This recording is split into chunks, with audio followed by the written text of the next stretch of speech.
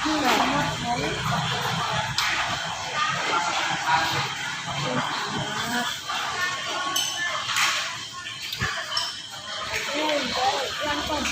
ึกส้มก่อนอันน้องไอ้บักเก็ตนี่ก็หาเครื่องสมบัติหน่อยก่อนบักเก็ตเครื่องสมบัติหน่อย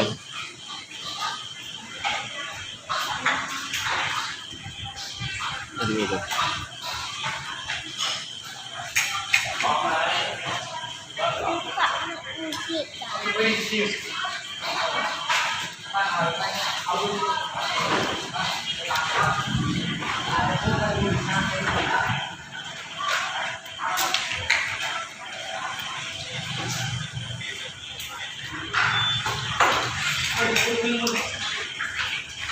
ต้นยำตึกส้มพอหนูตึกส้มอ่ะ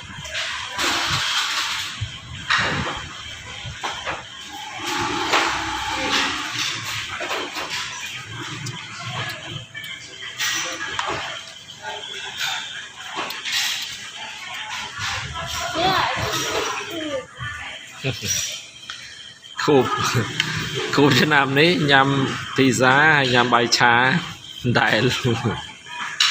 เป็นไอ้ชนามนี้เรียนอะไรเป็นไอ้อ๋อไฮจับพิซซ่าเต้าเรียนทอมเรียนเลือดจำโจลกองยำปลาติงกองเอาทำไมจีจะเรียนพลังขณะที่ปีติงกองเอา